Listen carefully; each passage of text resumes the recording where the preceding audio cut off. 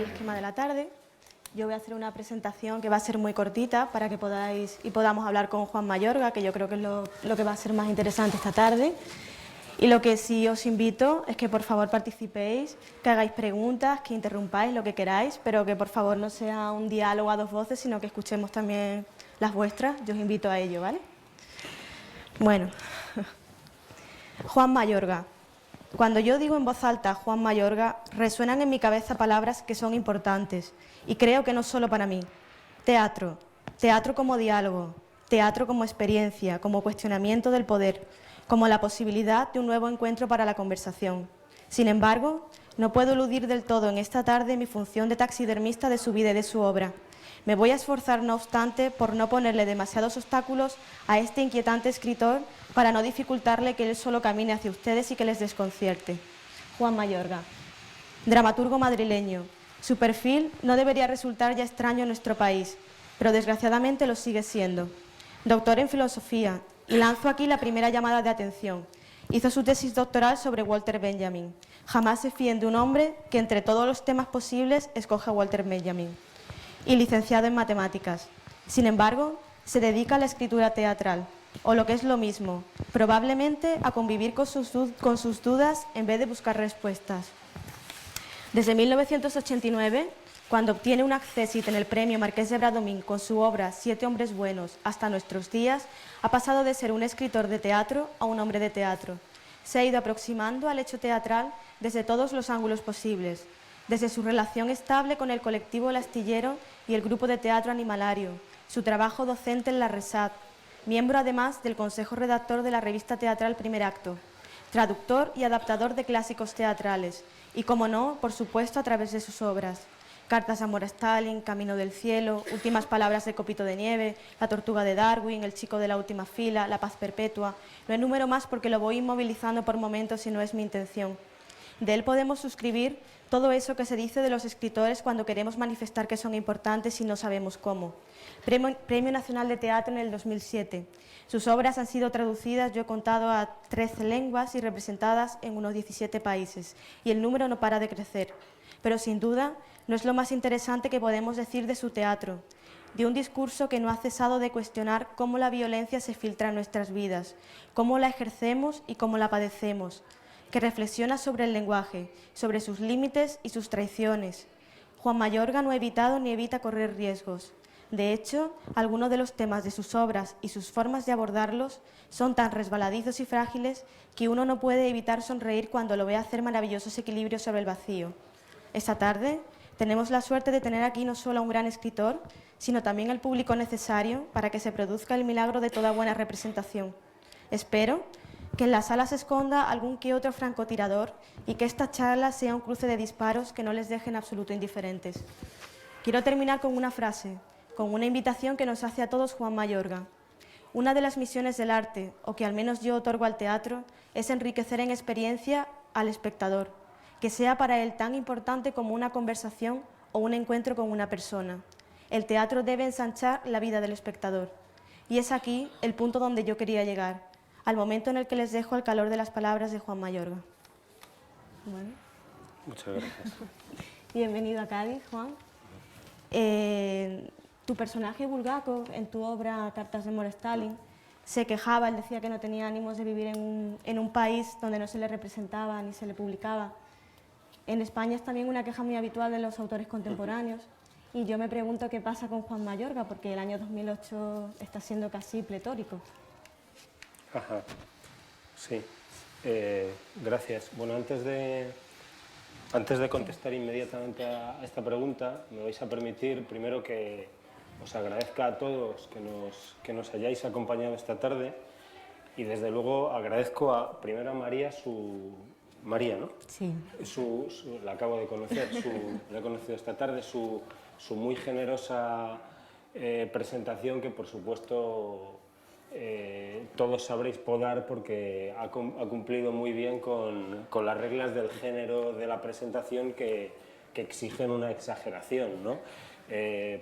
Ha sido una exageración cariñosa que te agradezco enormemente. Y desde luego agradezco a la Universidad de Cádiz el hecho de que conceda un espacio en un ciclo sobre literatura a la literatura dramática, que suele ser el patito feo de las literaturas. A mí me resulta llamativo que en una famosa cadena de librerías de este país, ¿por qué no mencionarla, ¿no? Aunque nos estén grabando, Espasa Calpe, cuando ponen a la señorita o al dependiente en Navidad a envolver los regalos, siempre lo colocan en el sitio de los libros de teatro. O sea, los primeros libros que desaparecen de la librería son los libros de teatro y colocan allí al dependiente o a la dependienta, y esos son los primeros que vuelan, ¿no? Cuando los suplementos culturales hacen recuentos de la cosecha anual, ¿no? Al final de año, en diciembre, parece que los libros de teatro no existen. O sea, sale el suplemento cultural de La Vanguardia, los mejores libros en narrativa, en poesía, en ensayo, y no aparecen los libros de teatro, cuando el hecho es que muchas veces algunos de los libros más relevantes que se han publicado ese año probablemente son libros de teatro.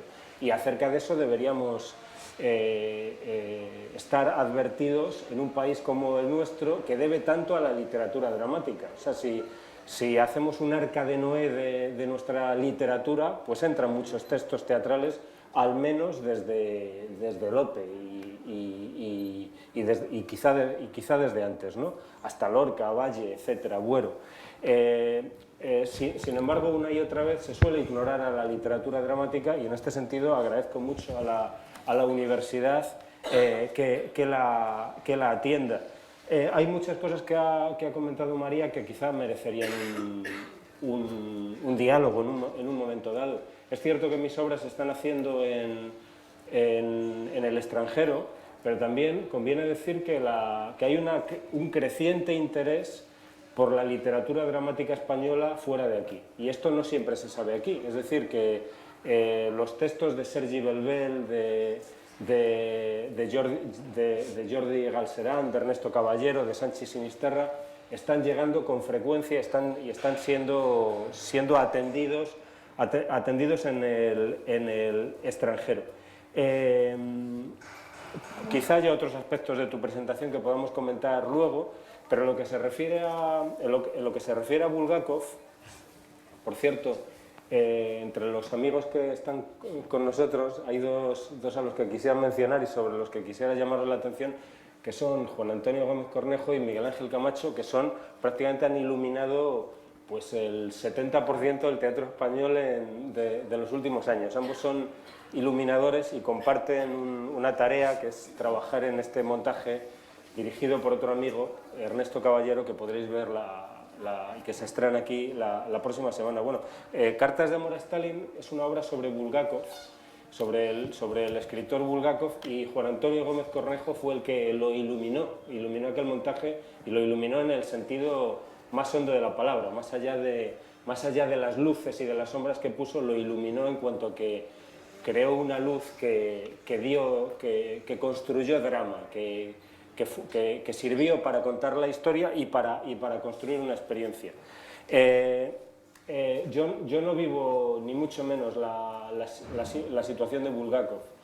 Ahora mismo hay 3 obras mías en circulación, que son La paz perpetua, La tortuga de Darwin y El gordo y el flaco, que se están haciendo en distintos lugares. Tengo la suerte de no vivir la situación de Bulgakov y de vivir en una sociedad muy distinta que la de Bulgakov, que es una sociedad más abierta que la suya, pero que sin embargo tampoco debe dejarnos satisfechos. Cuando me pregunto por qué el teatro histórico, por qué mirar hacia atrás, por ejemplo, por qué mirar hacia la situación de un escritor como Bulgakov en la Unión Soviética de los años 30, siempre recuerdo que nosotros, como gentes de teatro, estamos obligados a buscar situaciones extremas que en su excepcionalidad, sin embargo, sean capaces de dar cuenta de lo normal, ¿no? De lo general ya se ocupa la sociología. Nosotros debemos, me parece, en el arte y en el teatro en particular, debemos ocuparnos de lo singular. El teatro es un arte de lo anómalo. pero en lo anómalo se puede encontrar una luz para de algún modo revelar lo cotidiano. Mikhail Bulgakov vivió es una figura que probablemente a muchos os es conocida y quizá a otros no sea tanto. Mikhail Bulgakov fue un dramaturgo de éxito y narrador y autor de una de las grandes novelas del siglo XX, El maestro y Margarita, y en un cierto momento él se vio separado de su sociedad. Y a mí esa situación de censura que él vivió me dio, me parece, para dar cuenta, para reflexionar sobre la relación siempre complicada entre el arte y el poder. Mikhail Bulgakov aspira y escribe a Stalin para pedirle que sus obras vuelvan a ser representadas en la Unión Soviética, y a partir de ahí se va generando un proceso alucinatorio en que de algún modo Bulgakov mantiene una relación de odio y de amor con el padre que sería capaz de abrirle los escenarios de la Unión Soviética. Por supuesto, se trata de una situación muy extrema, pero que sin embargo, me parece, puede dar cuenta, puede hacernos pensar sobre la siempre difícil relación entre la cultura y el poder, entre el arte y el poder, ¿no? En principio, el artista y el hombre de cultura, el hombre de la universidad, el intelectual, tiende a pensar de sí mismo como de alguien especialmente independiente. Sin embargo, una y otra vez vemos que el poder y la cultura se cruzan, y por si no estuviéramos bastante convencidos acerca de eso y no conociésemos muchas experiencias acerca de eso, pues podríamos recordar, por ejemplo, la conversación a que está dando lugar este extraño caso del que estábamos hablando hace un rato, de la cúpula de Barceló, ¿no? Esa cúpula que está pintando me parece que tiene que demuestra hasta dónde, es una prueba una vez más de hasta dónde el poder y el arte se cruzan, a veces de forma compleja y tortuosa. Por suerte, digo, en todo caso, mi sociedad es mucho más abierta que aquella, ¿no? Puedo disfrutar de la ocasión de ver mis obras en escena, y de hecho hoy como una amiga de Juan Antonio, de Miguel Ángel y mía, Elena Pimenta, está ensayando ahora mismo Cartas de amor a Stalin, que se volverá a poner en escena en diciembre. Vale. En muchas de tus entrevistas tú reivindicas un teatro de la experiencia frente a lo que has llamado un teatro del shock. Ajá. Sí. El contraste entre experiencia y shock, como tantas cosas, se lo debo al pensador mencionado por María hace un rato, que es Walter Benjamin, ¿no? Hay algo que escribía Walter Benjamin ya en los años 20, decía el hombre europeo se ha vuelto más pobre en experiencia. Y él reflexionaba sobre la diferencia de los soldados que volvían de la Primera Guerra Mundial frente a los que volvían de guerras anteriores. Dice, antes los soldados volvían con muchas historias que contar, ¿no? Y mientras que el soldado de la Primera Guerra Mundial volvía sin nada que contar, volvía enmudecido. A mí aquello, y decía él, ha sido expuesto al shock, no tiene experiencias que compartir, no tiene ese tipo de experiencias que se desplazan de boca a boca, ¿no? Y de boca a oído y de oído a boca. Y a mí eso me da que pensar y me hace pensar en el teatro.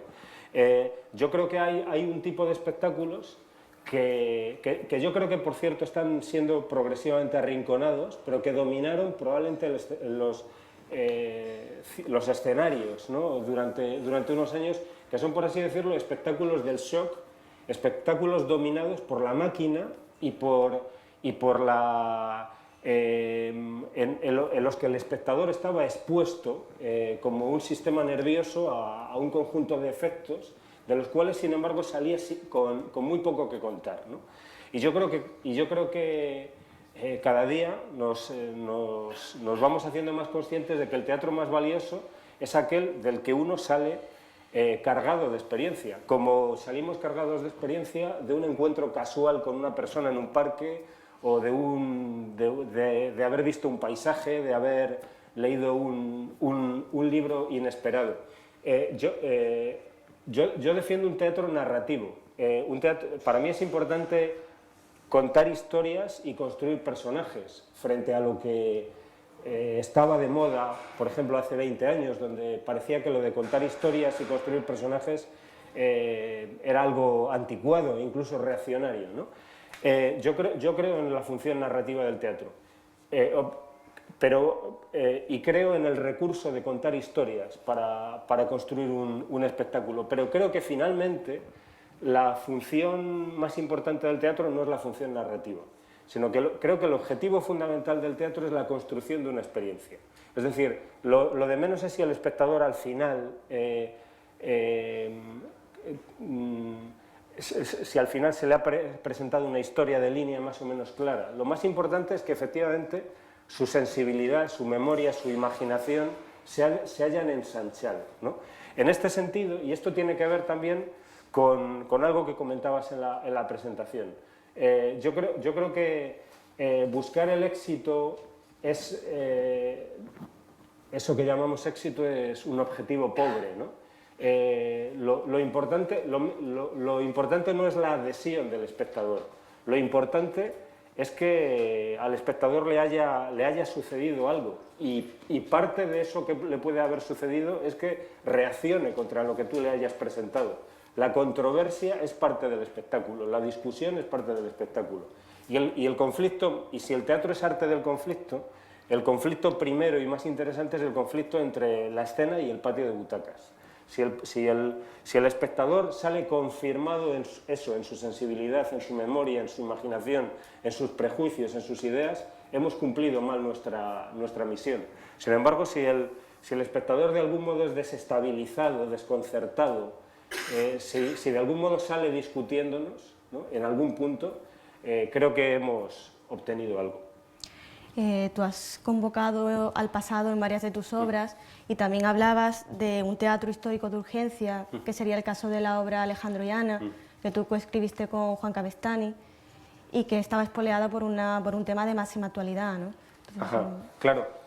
Sí, bueno, en lo que se refiere a Alejandro y Ana, yo recuerdo bien cómo fueron las cosas. El gran artífice de ese trabajo es sin duda Andrés Lima, el director de Animalario, que lo comentaba hace un rato, a mí me parece uno de los grandes genios del teatro español, ¿no? Lo que pasa es que viste muy mal, ¿no?, y no se preocupa de... O sea, pues eso, lleva jerseys que dan ganas de regalar, pero tampoco es que vaya, digamos, con la fashion de pobre, ¿no?, sino que también, yo creo que es que no, pues eso, que no le han preparado para eso. Yo creo que es un... Sí, es seguid la pista de ese tipo, sí, aunque seguro que muchos ya estáis advertidos de quién es. Bueno, pues yo recuerdo que poco después de ocurrir la boda de Ana, ¿no?, pues recuerdo que Andrés me llama y me convoca a la Plaza de Santa Ana, no, creo que no lo hizo aposta, pero me dice, oye, vamos a tomar un café en la Plaza de Santa Ana, y entonces llevaba el Ola, el especial de Lola de la boda, y dijimos, hay que hacer algo, ¿no?, hay que hacer algo, ¿no?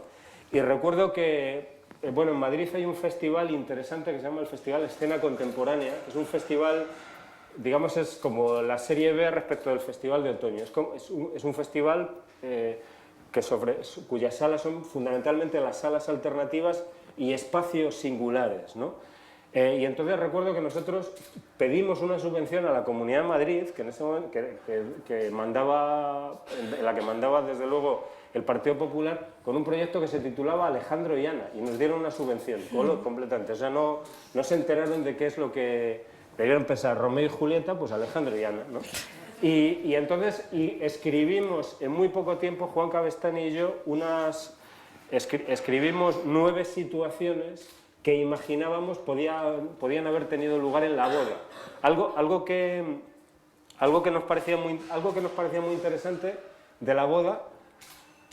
Bueno, la boda estaba cargada de interés. O sea, podríamos haber hecho un subgénero que es boda alejandroviana. Quiero decir que podemos seguir haciendo capítulos de un culebrón, porque la cantidad de personajes, personajes que estuvieron y personajes que no estuvieron, luego lamento, digo, joder, no sacamos a Gallardón, por ejemplo, ¿no? Yo me imagino a Gallardón intentando entrar en la boda, el pobre, ¿no? Ahí como Spiderman intentando colarse con una claraboya, ¿no? Por ejemplo, es una escena que no escribimos. Bueno, pues, ¿en qué estaba? Bueno, pues, como algo que era muy llamativo es que, por un lado, la boda había sido como muy obscena, ¿no? Había una presentación con mucho despliegue, sobre todo en la pasarela, vamos, en el tramo que iba desde donde dejaban los coches hasta la entrada de la iglesia. Pero luego, lo que había pasado dentro de la iglesia era opaco, ¿no? Hasta el punto de que incluso el sermón de Rouco no lo habían difundido, cosa que me parecía muy interesante. ¿Por qué no dejan que escuchemos lo que les dijo Rouco Varela a los novios? Y luego, por supuesto, no hubo cámaras dentro de la celebración. Y entonces se nos ocurrió la idea de lo que España no pudo ver de la boda de la hija del presidente. Y eso nos daba mucho juego, nos daba posibilidades de hablar de los tres candidatos, que en ese momento eran los tres que aspiraban a la sucesión, Rajoy, Mayor Oreja y Rato, ¿no? Ahí colocados en la misma mesa, disputándose la primacía, pero también nos daba la posibilidad de hablar del chofer de Aznar o de las camareras, etc. Y de algún modo lo que intentábamos era hacer una fiesta y de algún modo devolver algo a la gente, pues algo que de algún modo se le había hurtado. El espectáculo se representó en Madrid en un salón de bodas del barrio de Andrés que se llama precisamente Leidiana, que es un salón de bodas muy modesto, y claro, nos interesaba mucho aquella idea que ellos habían dicho que era una familia como cualquier otra, ¿no? Pues entonces intentamos que se celebrase allí, y yo creo que hubo la gente pues disfrutó, y se trata de un espectáculo que luego llegó a hacer 500 funciones a lo largo de, vamos, en toda España. Y es cierto que ahí, cuando alguien me preguntó y yo contesté, es teatro histórico de urgencia. Sabemos que estamos dramatizando un acontecimiento histórico, pero acaba de suceder. Y es un modelo que a mí me gustaría, con todos sus riesgos, volver a explorar. Por ejemplo, me gustaría hacer algo sobre la cúpula de Barceló, que me tiene muy preocupado, ¿no? Y le comentaba antes, ¿os imagináis, Miguel Ángel, un espectáculo en que se viese al pintor ahí colgado, ¿no? con sus sprays y tal, ¿no? Y mientras tanto el hombre el tal Garrigues, el embajador español en la ONU, explicando que bueno, que sí, que haya habido 500.000 euros, nada menos, de fondo de ayuda al desarrollo, pero que eso no iba para los pobres, que eso es ese lenguaje dramático precisamente del político cuando intenta explicar algo que uno no entiende, ¿no? Y luego, por lo demás, es verdad que he trabajado sobre otros momentos del pasado. Como sabéis, hay una enorme tradición de teatro histórico. Tenemos aquí a una amiga que es especialista en teatro griego y sabe mejor que yo que la obra más antigua de literatura dramática que conservamos es Los persas, de Esquilo, que funda de algún modo el teatro histórico, y de algún modo hay algo extraordinario ya en esa obra, porque me parece que esa obra no solo es la primera pieza de teatro histórico, sino que de algún modo funda conscientemente el género en el siguiente sentido.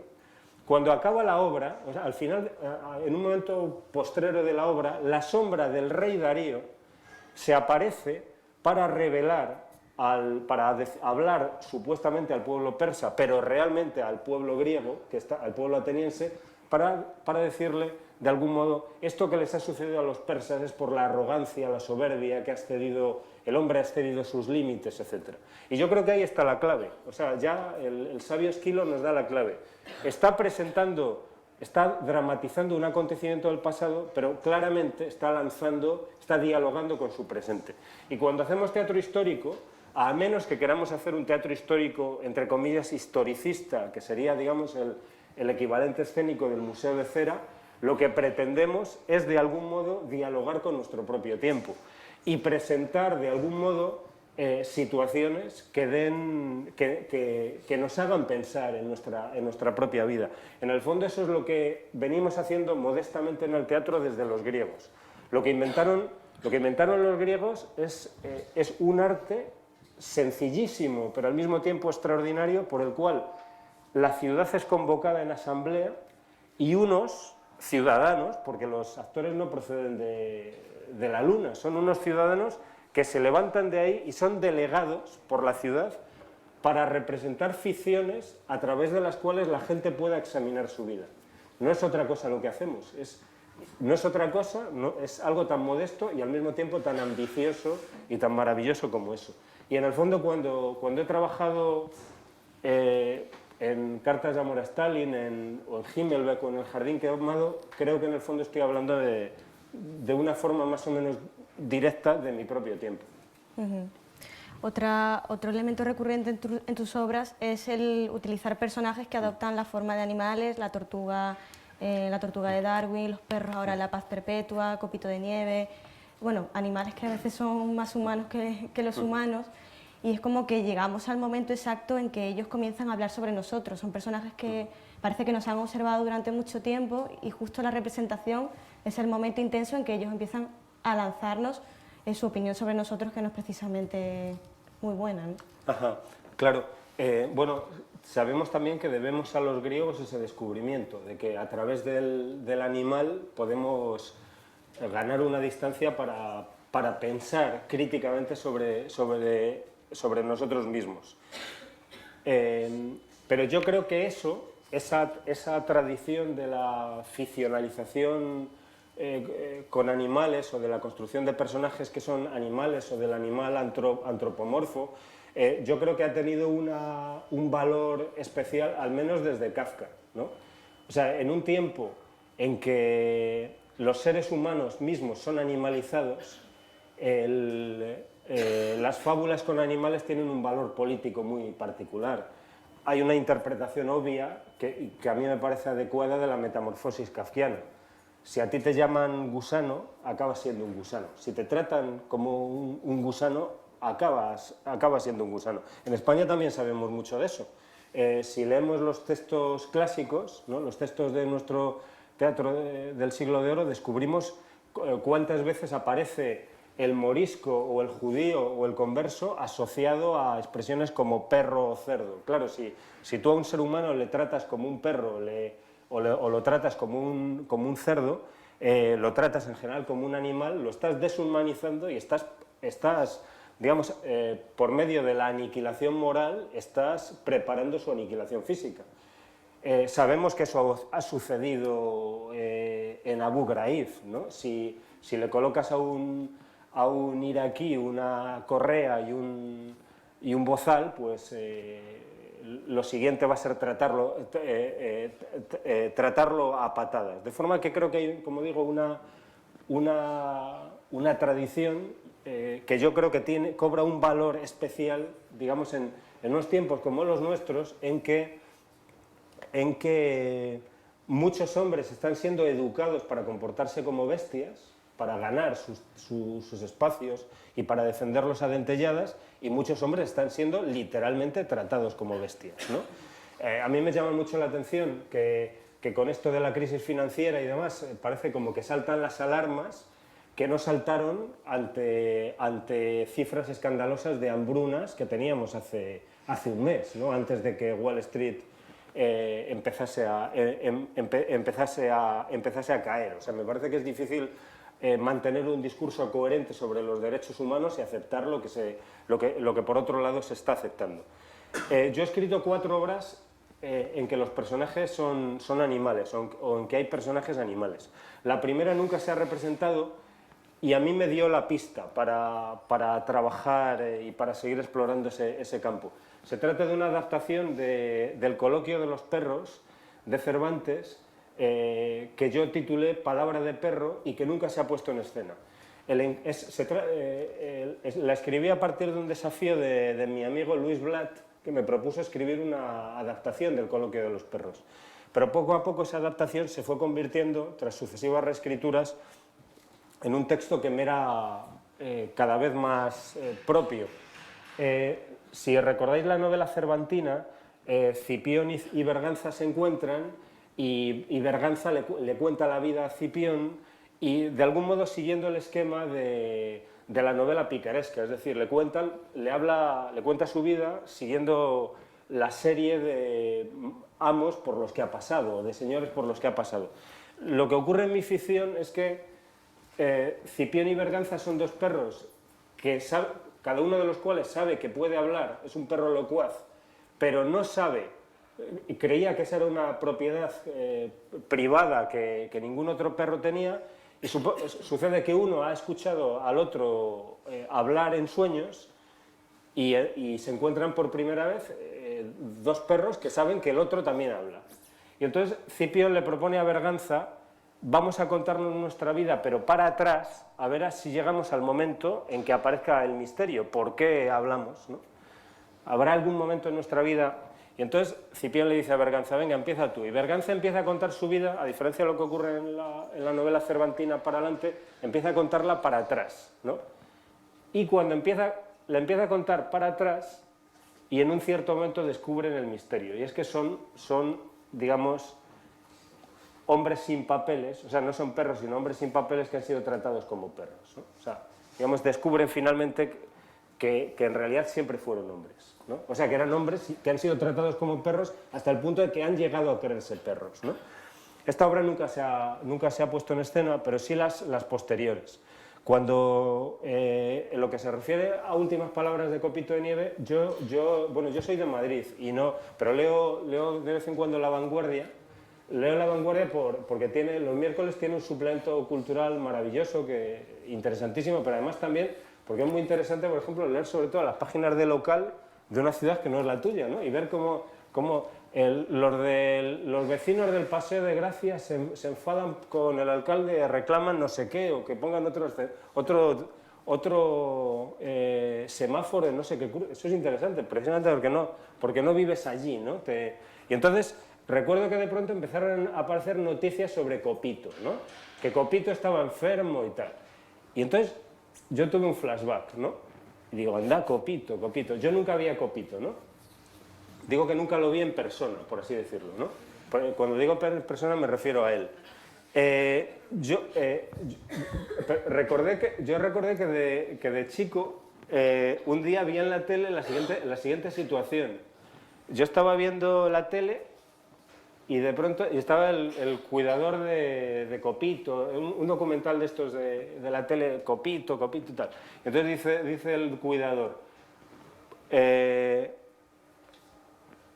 Copito es mucho más importante que Chulín, el oso panda del Zoo de Madrid. Y digo, ¿por qué menciona Madrid? ¿Qué tendrá que ver Madrid? Entonces empecé a darme cuenta de que Copito era más que un mono, igual que el Barça es más que un club, ¿no? Y digo, joder, a mí jamás se me ocurrió pedirles a mis padres que me llevasen a ver a Copito porque pensaba que solo lo podían ver los niños de Barcelona, ¿no? ¿Qué derecho tenía yo de ver a Copito? Pero luego resulta que empiezan a haber noticias, si me enrollo mucho me cortas, ¿eh? Resulta que empieza a haber noticias sobre, como digo en La Vanguardia, Copito está enfermo y tal. Y bueno, el debate en torno a Copito me pareció extraordinario. El hecho de que empieza a ir gente en masa a ver a Copito, ¿no? Familias enteras que van a despedirse de Copito. Familias que probablemente se habían olvidado en qué residencia habían dejado a su abuelo, pero tenían que ir a ver a despedirse de Copito. Luego el debate en torno a qué hacer cuando muera Copito. El debate en torno a si Copito merecía o no la eutanasia. Si a Copito había que privarle del dolor, etcétera. El hecho de qué hacer con los restos de Copito, de si Copito hacerle o no una estatua, de si la estatua debía ser figurativa o no figurativa, ¿no? Y luego toda la cadena de declaraciones, entre las cuales mi favorita es la del alcalde de Barcelona que dijo, ya muerto Copito, dijo, Copito ha sido el mejor ciudadano de Barcelona, ¿eh? Pensé, menuda idea de la ciudadanía tiene este hombre, ¿no? Bueno, entonces yo recuerdo que el personaje me pareció tan poderoso que le comenté a mi amigo Josep María Benet i Jornet que él debía hacer una obra sobre Copito. Me pareció algo adecuado, un personaje óptimo para una parodia, ¿no? O para una sátira de la ciudad. Pero claro, para hacer una sátira creo que has de tener dos... por ejemplo, Bulgakov fue un gran satírico de Moscú. Para hacer una sátira has de conocer muy bien un lugar y has de amarlo profundamente. O sea, cuando Valle Inclán radiografía así Madrid, lo conoce muy bien y al mismo tiempo lo ama y por eso le duele, ¿no? Y yo pensaba, imagina una escena en la que comienza la familia como poniéndose de luto y el público cree que es que se van a ver al entierro de un... y es que se van a ver a enterrar a Copito y demás. Bueno, el caso es que mi amigo no tiró para adelante y yo hice esta obra que montó Andrés Lima con un extraordinario Pedro Casablanca haciendo de Copito. El caso de la tortuga fue distinto. Cuando, yo no sé si el montaje ha llegado por aquí, pero cuando yo vi en un periódico una foto de una tortuga, de una gran tortuga, y junto a dos de sus cuidadores, ¿no? Y ponía la foto, Harriet cumple 175 años, ¿no? Y entonces yo leo en el pie de página y veo que yo no conocía esa historia, a lo mejor vosotros la conocíais, que Darwin se llevó 4 tortugas gigantes de las Galápagos a Falmouth, luego no se adaptaron bien al clima o a las costumbres británicas o al carácter británico y acabaron en Sydney, Australia, ¿no? El caso es que yo pensé, joder, qué personaje tan interesante, ¿no? Este bicho, porque ha visto la Revolución Rusa y la Perestroika, y además lo ha visto desde abajo, ¿no? Tiene una perspectiva histórica, y entonces pensé que era un personaje potente, ¿no? Pero claro, uno en principio piensa, hombre, la tortuga tiene muy poca teatralidad, ¿no? O sea, sí, ¿no? O sea, y entonces es cuando se me empezó a ocurrir la idea de decir, bueno, pues ¿qué pasa si es una señora vieja que entra en casa de un historiador, es una señora sin papeles y necesita papeles para volver a las Galápagos y le dice al profe, yo te cuento mi vida, que es interesante, si tú me das papeles. Pero ¿usted quién es, señores? Yo soy la tortuga de Darwin, ¿no? Dice ella. ¿Pero usted quién es? ¿Qué va a ser la tortuga de Darwin? Usted es una señora, ¿no? No, es que he evolucionado, ¿no? Y entonces esta vieja le cuenta los avatares por donde ha pasado. Esto ha sido montado con mucha imaginación por el bueno de Ernesto Caballero e interpretado por una genial Carmen Machi. Yo cuando Ernesto me dijo que ya lo iba... Yo había pensado el texto pensando en una actriz mayor, ¿no? Y cuando me dijo Carmen, a la que yo respetaba mucho, no la veía, ¿no? En principio, pero ahora no vería a otra actriz haciendo... Yo creo que lo que ha ocurrido con Carmen es algo extraordinario. O sea, y yo creo que el texto tiene muchísimas imperfecciones, pero ella consigue superar esas imperfecciones y consigue... yo creo que ha hecho uno de los grandes trabajos actorales de mucho tiempo.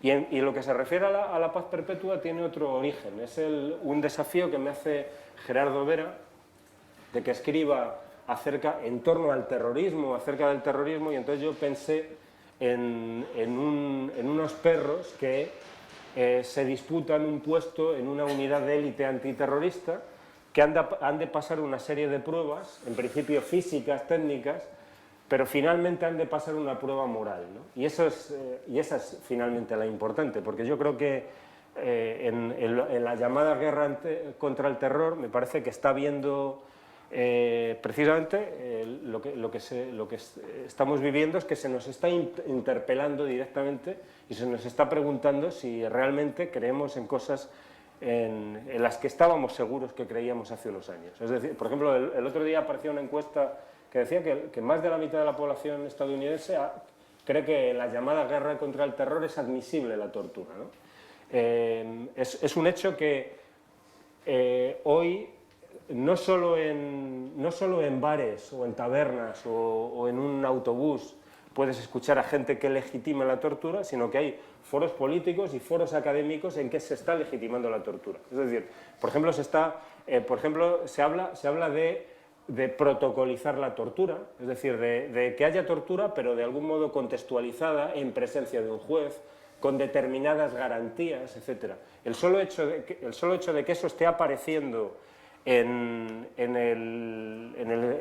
abiertamente en el espacio público me parece que es estremecedor y de algún modo mi pequeña respuesta es la paz perpetua. Yo creo que el teatro es el medio más directo y al mismo tiempo más diverso que conozco para compartir mi asombro. Mi asombro hacia cosas que me hacen feliz y hacia otras que me provocan zozobra, ¿eh? Y de algún modo la paz perpetua de algún modo es mi forma de convertir en teatro esa zozobra. Y es un hecho que por lo demás, y ya concluyo, los personajes animales son además una invitación al teatro, ¿no? Es decir, si el espectador acepta el juego, es obvio que Carmen Machi no es una tortuga, y mucho menos una tortuga de 200 años. Es obvio que Pedro de Casablanc no es un mono. Pero si el público acepta que lo son, y el teatro es fundamentalmente eso, un juego de complicidades entre los actores y los espectadores, si acepta eso va a aceptar otras muchas cosas. Es decir, si el público entra a ver una obra que se titula Últimas palabras de Copito de Nieve, es decir, una obra en la que el mono va a hablar, va a aceptar otras muchas cosas. Por así decirlo, va a haber una radical apuesta por el teatro, por su libertad, por la imaginación. Entonces, al personaje animal puedes ponerle en su boca palabras y frases que quizá no te atreverías a poner en boca de un personaje humano, o que quizás resuenen de un modo distinto en boca de un animal que de un personaje humano, y en general estás invitando al director, a los iluminadores, a los escenógrafos y desde luego a los actores a explorar posibilidades de teatralidad que quizá otro tipo de marco no ofrecen, ¿no? Y en este sentido, pues para mí han sido experiencias gratificantes. El teatro es quizás el género que mejor sirve para gritar que el emperador va desnudo. Entonces tú has utilizado el tema del poder no solo temáticamente, sino también desde el nivel del lenguaje como un instrumento de dominación más. Sí, bueno, el teatro es peligroso. El teatro es pequeño, pero sigue siendo peligroso. Ayer leía que a una profesora de secundaria de Alicante, creo que era de Alicante, la habían sancionado, la habían expedientado, no sé si habéis visto esta noticia, porque resulta que había puesto en escena con sus chavales la obra Forasters de Sergi Belbel, y entonces una madre había visto un ensayo, le había parecido un escándalo, había hablado con el alcalde y el caso es que se ha generado un gran follón y han expedientado a la profesora, cosa que me parece, yo lo vi ayer por la noche en un periódico en la edición por internet, me parece algo grave, o sea, me parece algo grave porque se está, o sea, quiero enterarme y quiero hablar con Sergi acerca de cuál es el asunto, porque o sea, dices, qué cosa más pequeña, en un pequeño pueblo de Levante y tal, ¿no? Esto es grave, porque, o sea, de pronto a una profesora que probablemente está haciendo un trabajo suplementario, ¿no?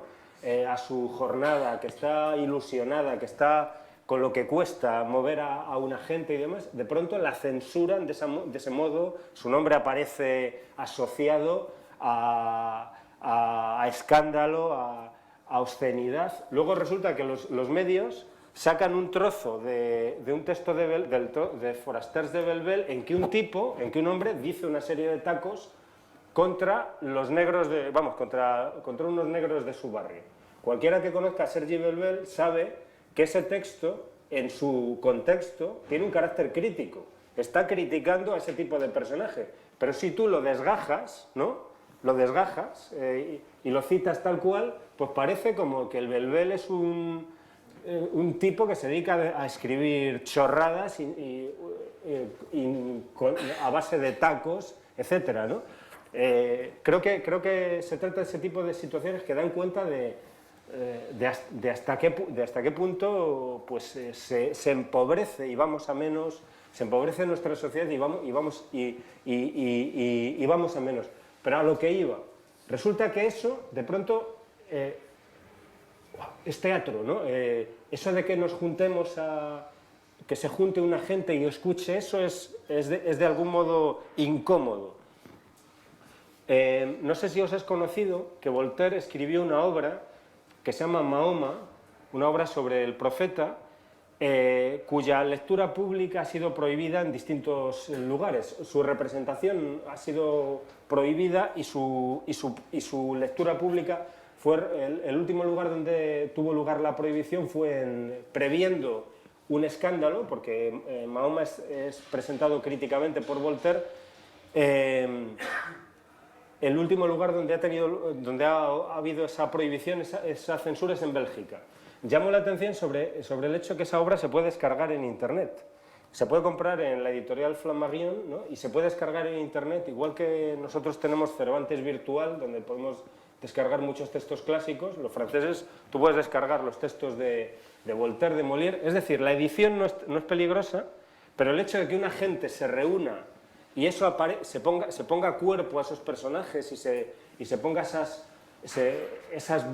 palabra en cuerpo, en cuerpo y en espacios tiene un peligro, resulta incómodo. Alejandro y Ana sufrió enormes presiones precisamente cuando en realidad pues éramos 200 gatos ahí. ¿Qué importancia tenía eso?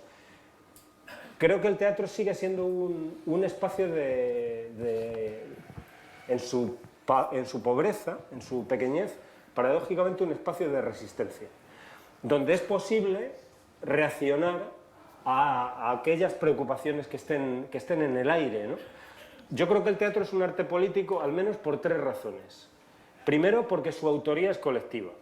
En los trabajos que he compartido con Miguel Ángel o con Juan Antonio, ellos son tan autores como yo. Todos firmamos ese espectáculo.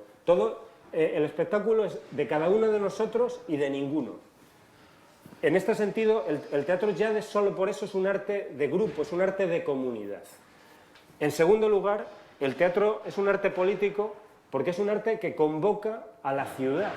Y la convoca en asamblea, y el espectáculo es recibido en asamblea, y es recibido colectivamente. Nos reímos con los que otros se ríen, nos indigna la risa de otros ante cosas que a nosotros no nos parece que merecen risa. Cuando salimos del teatro, ¿qué tal estuvo?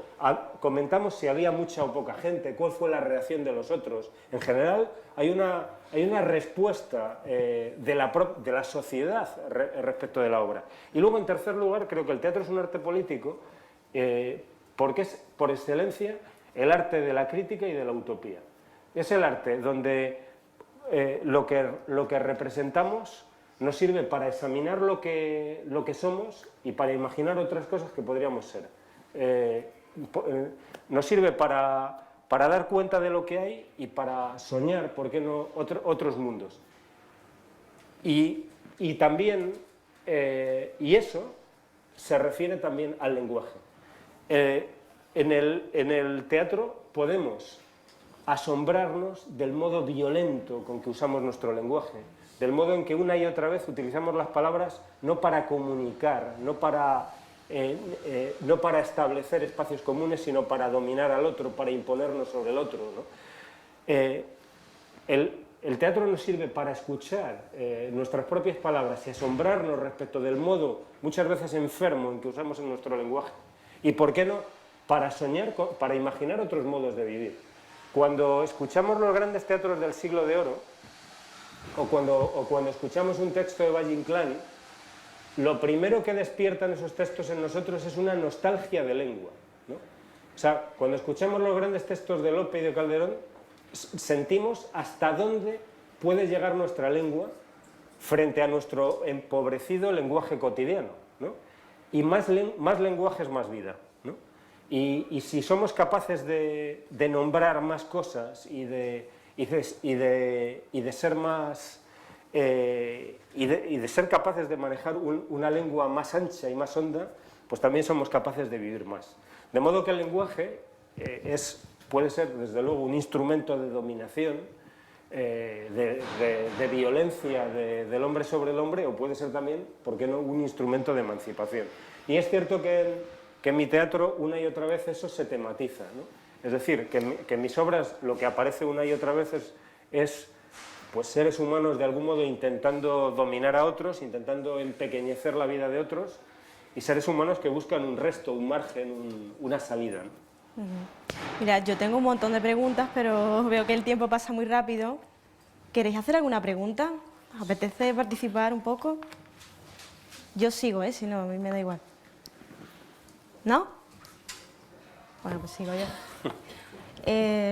Hace unos días estuvo aquí José Monleón, que le daban un premio en el FIT por la revista Primer Acto, por haberla fundado. Tú formas parte del consejo redactor de esa revista.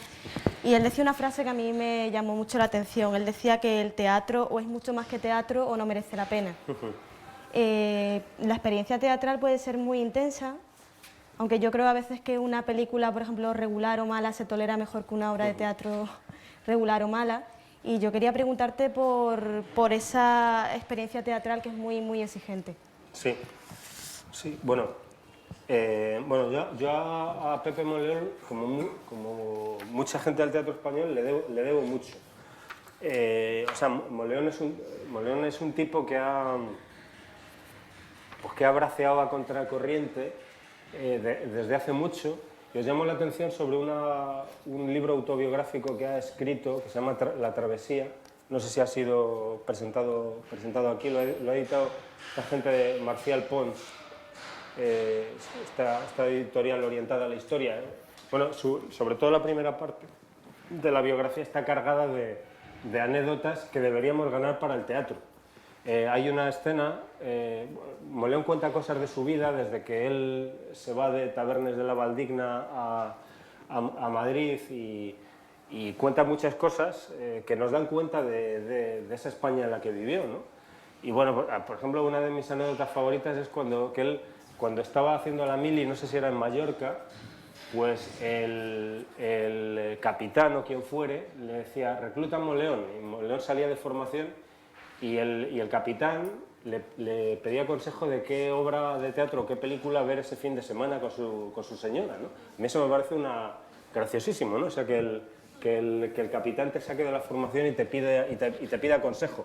O, por ejemplo, aquel momento en que, estando en la universidad en Valencia, de pronto llegó un tipo de Falange a decirles que se había oído que estaban circulando por ahí obras de Ortega y Gasset, ¿no?, y que no leyesen a Ortega y Gasset porque era un personaje peligroso, etcétera, ¿no? Y entonces, por supuesto, todos se fueron a buscar a Ortega y Gasset después de aquella invectiva, ¿no? Está cargado de anécdotas interesantísimas. Hay algo que además me parece sobresaliente y que me llama la atención sobre el modo en que Monleón y otra gente empiezan a trabajar y empiezan a acercarse al teatro, eso en los años 50 y 60, que me da que pensar cuando en torno a la revista Triunfo se ponen... Claro, ellos hacían crítica de teatro o comentaban sobre teatro, pero el teatro era una ventana para otras muchas cosas, y eso tiene que ver con lo que decía Monleón. O sea, se juntaban Ezcurra, Monleón y cuatro más a hablar sobre La muerte de un viajante de Arthur Miller, ¿no?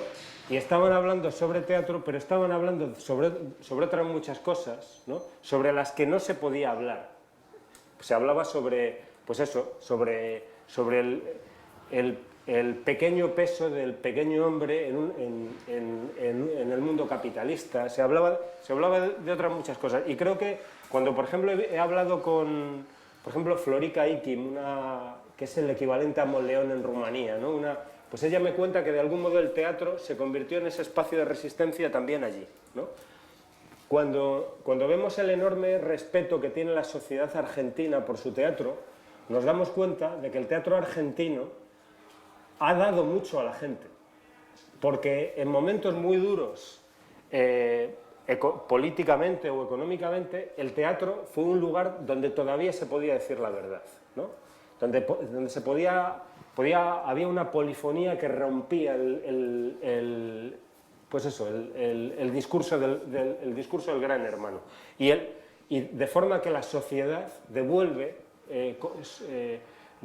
con su gratitud algo de lo que le dieron los actores y los directores en aquellos años. El teatro argentino muchas veces ha sabido estar a la altura de las circunstancias, precisamente eso, porque ha sido capaz de ser más que teatro. Pero ser más que teatro no hay que entenderlo en un sentido arrogante, sino al contrario, en un sentido bien modesto. Tenemos que precisamente crear espacios para que la gente pueda pensar, para que la gente pueda imaginar, para que la gente pueda sentir. Si estamos haciendo eso tan pequeño, estamos realmente haciendo algo que es interesante no solo para las gentes del teatro, sino para la gente. Yo creo que solo hay una razón para hacer teatro, finalmente, que es el amor a la gente. Si no es por amor a la gente, no hagas teatro.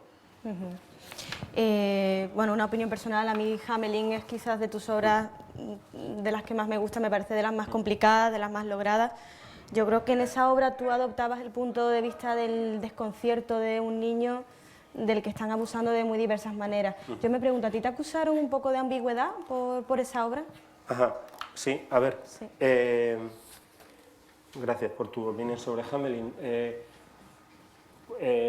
Bueno, Hamelin se está montando ahora mismo en Italia y en Rumanía, y se va a montar en Bélgica el próximo febrero, y bueno, ha tenido ya 8 montajes fuera de España, ¿no? En España se benefició de un muy sabio montaje de Andrés Lima y yo creo que de un montaje con extraordinarias interpretaciones. Hamelin procede de una noticia que leo precisamente en La Vanguardia, ¿no? Dice aquella noticia, padres alquilan su hijo a un pederasta los fines de semana por 30.000 pesetas. Bueno, a mí como padre la noticia me estremece. Y entonces, de algún modo, ya no como padre, sino como dramaturgo, intento recordar el mandato chejoviano. Yo creo que el mandato de Chejov es mira de cerca, intenta acercarte y mira un poco más de cerca. Y entonces, si uno mira un poco más de cerca, se empieza a preguntar, ¿quiénes son esos padres? ¿Quién es ese pederasta? ¿Quién es ese niño? ¿Quién es el periodista que me lo cuenta? ¿Y quién soy yo que estoy escandalizándome ante esta noticia? Y entonces empiezo a acercarme, y cuando empiezo a acercarme, empiezo a pensar que quizá las cosas no sean tan claras. Y eso no quiere decir que sean más limpias, pueden ser incluso más turbias de lo que parece, pero desde luego van a ser más complejas. Van a ser más complejas porque por ejemplo, a lo mejor resulta que ese padre, a lo mejor no es que esté alquilando a su hijo, es que a lo mejor es un hombre que, como decía el personaje de la ficción, magníficamente interpretado, por cierto, por Roberto Álamo, siente que no es capaz de ser un padre, ¿no? Y siente que con ese chico universitario, su hijo está mejor que con todos los bandarras del barrio, ¿no? Ese chico que le lleva y le enseña, le ayuda a hacer los deberes, ¿no? Y el padre a lo mejor no ve la explotación sexual que hay entre esos dos personajes, o no quiere verla, etcétera, ¿no? Y eso es lo que yo intenté con Hamelin, acercarme a todos ellos, acercarme a todos esos personajes, incluso a un personaje que me es, por supuesto, absolutamente repugnante, que es el pederasta, ¿no? El pedófilo. Porque se trata de un personaje que quizá tenga una inclinación que él afirma que es capaz de contener. La obra, en su primer término, es una obra cuyo tema es la pederastia, pero yo creo que finalmente es una obra sobre el lenguaje. Es una obra sobre el lenguaje porque en la obra entran en conflicto distintos discursos. Entra el discurso del juez, el discurso de la psicóloga, ¿no? Y está también el empobrecido discurso de la familia del niño. porque precisamente la depauperización de esa familia empieza por su incapacidad de construir un discurso que organice esa experiencia. Cuando esa familia se reencuentra con el niño en la escuela hogar, solo saben decir trivialidades, ¿no? ¿Qué haces por la mañana? ¿Qué haces por la tarde? Porque no son capaces de establecer un discurso coherente y son, sin embargo, invadidos por el lenguaje, digamos, entre comillas, de las fuerzas del bien, es decir, del juez, de la psicóloga, etc. Yo creo que cuando hacemos teatro tenemos la obligación de defender a cada uno de nuestros personajes, y eso quiere decir intentar buscar las razones de esos personajes, por distantes que sean de nosotros. Yo he escrito en Himmelbeck el monólogo de un nazi, ¿no? Pero tengo que conseguir que ese personaje de algún modo sea atractivo para el espectador, porque lo más turbador no es ver a un nazi, lo más turbador es sentir que hay algo en ti de él, ¿no? Si no escuchamos a los nazis, ¿no? Estaría bueno, pero el teatro tiene esa capacidad, tiene la capacidad de que un actor sostenga el discurso de un nazi y que tú sientas que en algún punto sientes una simpatía por ese personaje, y cuando eso ocurre, tú mismo vas a generar probablemente una reacción que es mucho más interesante que la mera arenga antinazi. Es decir, si tú eres capaz de provocar una reacción en el espectador contra el personaje, estás haciendo algo más útil que colocar aquí a un monigote que se autoanula, ¿no?, en tanto que personaje, ¿no? O sea, si aquí sacamos a un nazi, si en teatro sacamos a un nazi diciendo barrabasadas, inmediatamente el público lo ve como el malo, ¿no?, y se acabó la obra.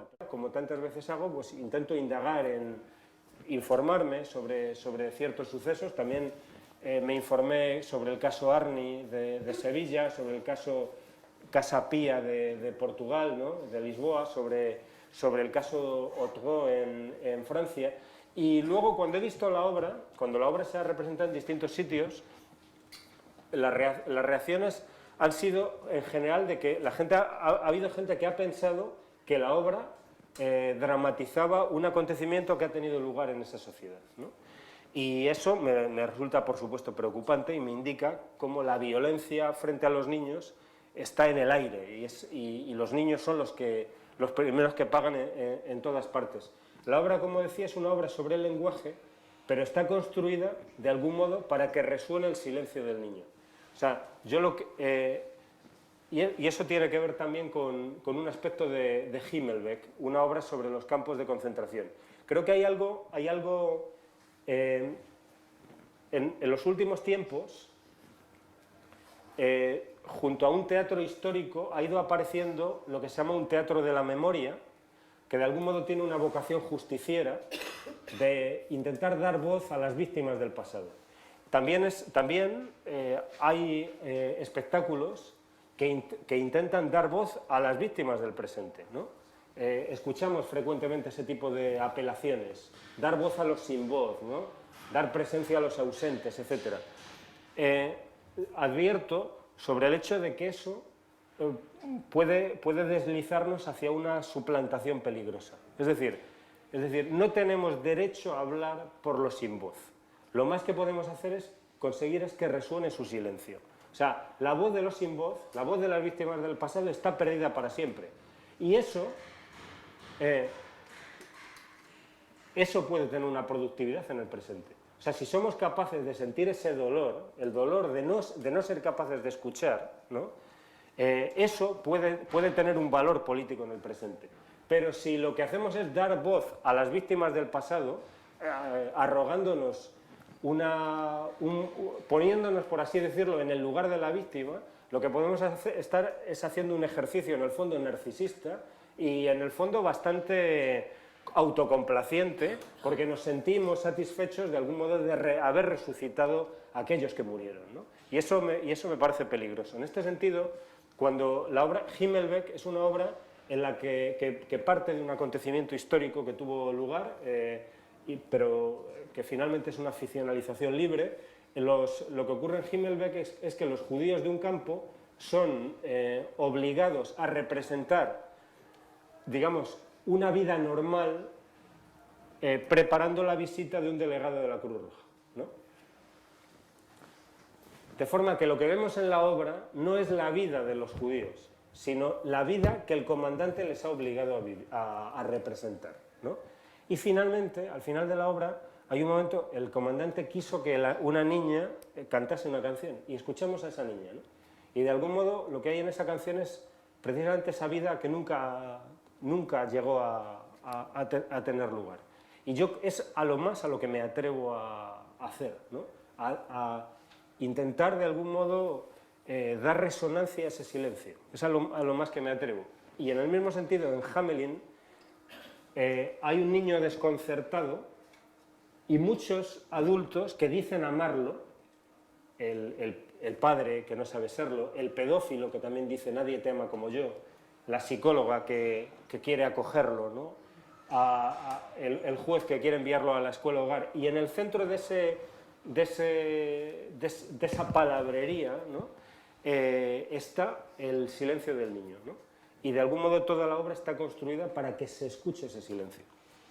También hablando de eso, un poco en tus obras aparece también frecuentemente un poco el fracaso de las buenas intenciones, ¿no?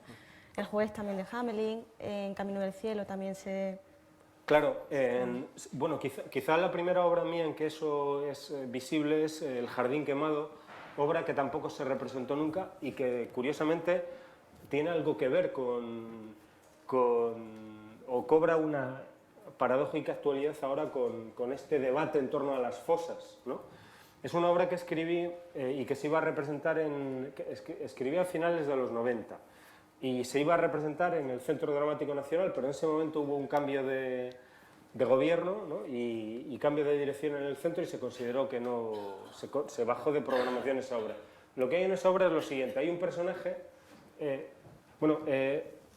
también esta obra procede de algo que leí y que me llamó mucho la atención, ¿no? En el 90 y tantos yo leí la siguiente noticia. Contaban que junto a las afueras de un psiquiátrico en Menorca, ¿no? Habían aparecido unos archivos, que alguien tira unos archivos de un psiquiátrico, ¿no? Y entonces habían aparecido muchas fichas de internamientos, de ingresados en ese manicomio en fechas de la Guerra Civil, ¿no? En la Guerra Civil había habido una enorme densidad en ese manicomio, había habido muchos ingresos en ese manicomio. Y yo pensé, ¿por qué se puede ingresar a gente en un manicomio en la Guerra Civil? Y pensé dos cosas. O para salvarlos, ¿no? O sea, si eran hombres sanos, o para salvarlos, o para darles un castigo peor que la muerte. Pensé. Y construí una ficción en la que un hombre, un joven psiquiatra en los años de la transición española, está haciendo un trabajo en un psiquiátrico que se llama San Miguel, que es dirigido por un prestigioso psiquiatra desde la época de la Guerra Civil. Entonces, el joven psiquiatra en un momento dado, digamos, invierte la situación.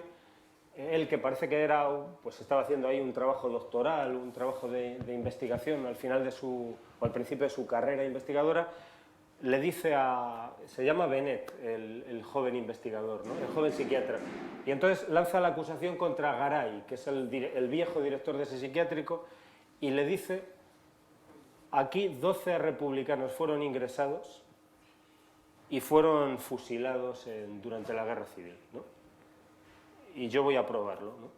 Y entonces la obra cuenta cómo ese hombre entra en el jardín, ¿no? Donde están los internos, e intenta investigar, intenta relacionarse con los internos más viejos, los que pueden recordar algo de aquello, ¿no? Y entonces él lo que poco a poco va descubriendo es que cada uno de esos hombres, digamos, vive en un mundo alternativo. Uno cree que es campeón mundial de ajedrez, otro cree que es un domador de perros y no hay perro alguno en aquel patio, ¿no? Y finalmente lo que descubre es algo terrible. Lo que descubre es que efectivamente hubo 12 fusilamientos, porque él tenía un indicio, hubo 12 fusilamientos, pero en realidad efectivamente se ingresó a 12 republicanos y hubo 12 fusilamientos, pero lo que hubo es que, digamos, fueron fusilados 12 inocentes, ¿no? O sea, 12 hombres, 12, digamos, auténticos enfermos fueron fusilados y fueron sustituidos de algún modo por estos republicanos. De forma que, digamos, este hombre que ha entrado en ese psiquiátrico sale de él con más preguntas que aquellas con las que entró. O sea, sabe que allí ha ocurrido algo tremendo, pero probablemente mucho más complejo de lo que esperaba. De forma que no era una historia solo de, digamos, de verdugos e inocentes, sino que de algún modo la violencia, digamos, ha envuelto a todos, ¿no? Y en la obra finalmente hay un, digamos, la obra en su penúltima escena concluye precisamente con los enfermeros levantando el suelo y viendo qué es lo que hay ahí, ¿no? Y Bennett sale del psiquiátrico hablando, o sea, con más preguntas que aquellas con las que entró, sin saber si este Garay es de algún modo alguien que es un verdugo o alguien que de algún modo es un justiciero y que hizo lo que había que hacer en ese momento. Y creo que lo importante no es que el personaje salga con más preguntas, lo importante es si el espectador se las hace, ¿no? Y yo creo que el teatro ha de ser fundamentalmente eso, no un lugar donde encontremos respuestas, sino donde encontremos buenas preguntas. Y cuando eso no ocurre, cuando en lo que a mí se refiere, siento que he hecho mal mi trabajo. En La Paz Perpetua, yo en La Paz Perpetua intentaba que finalmente el espectador compartiese conmigo la paradoja de una situación en la que un hombre, o sea, pensemos que un hombre dice, que alguien te dice, presionando físicamente a un detenido, tú puedes salvar a un inocente porque quizá este hombre tiene una información que puede salvar vidas, ¿no? A mí eso me parece una situación terrible, contradictoria, paradójica. Y yo intenté escribir la obra para abrir esa contradicción en el espectador. Sin embargo, la obra se ha recibido como digamos, un alegato directo contra la tortura, ¿no? Y en este sentido yo siento que he hecho mal mi trabajo, ¿no? Porque como decía antes, cuando hablaba del nazi, ¿no? Un alegato contra la tortura es menos eficaz, ¿no? que el ser capaz de colocar en el espectador la pregunta de ¿yo qué haría? ¿Acepto las razones del torturador? ¿Pertenezco yo mismo a la zona gris donde este hombre se está colocando, ¿no? Porque si consigues plantear eso al espectador, el espectador mismo generará sus propias respuestas, saldrá con una zozobra que yo creo que será productiva, y en este sentido tu trabajo me parece, será más útil que en el del panfleto o el del alegato inmediato. He mencionado un concepto que me parece útil, que es el concepto de la zona gris, que como sabéis es un concepto que propone Primo Levi en Los vivos y los muertos, ¿no? Él habla de que en aquellos años terribles, en los campos, digamos, además de, digamos, aquellos que eran víctimas y verdugos, había aquellos otros que vivían en esa zona intermedia, ¿no? de cierta confusión moral, que negociaban entre un espacio y otro, ¿no? Bueno, pues yo creo que en esa zona gris esa es la zona que a mí me parece dramática y la que me parece interesante, ¿no? Aquella zona de la indeterminación, de la indecisión, y donde el ser humano pues ha de dar precisamente ha de tomar decisiones que de algún modo lo comprometen absolutamente, ¿no? Y en la medida en que se es capaz de construir ese tipo de situaciones en escena, quizá el espectador puede examinar su propio lugar ante esas situaciones. ¿Queréis preguntar algo? Qué pesada soy. Mira. Comentabas al principio de cómo los libros de teatro eran los primeros que desaparecían de la librería, ¿no? Y por otro lado, pensando los libros de teatro, los dramaturgos, sino el teatro en general es el gran olvidado, ¿no? O cada vez parece que se está olvidando más, que se le está haciendo menos caso. Al contrario, por ejemplo, que en Francia, ¿no? Que se le da muchísimo valor a todo el mundo del espectáculo. ¿Qué ingredientes crees tú que se dan para que esta situación se esté dando en España, para que el teatro se esté olvidando? Nos hablaba a lo largo de la tarde de que el teatro tenía cierta peligrosidad o que podía ser peligroso. No sé si esto podría ser una respuesta y no sé qué opinas tú, que por otro lado también nos comentaba que el gran objetivo de hacer teatro era el amor a la gente. Claro, sí.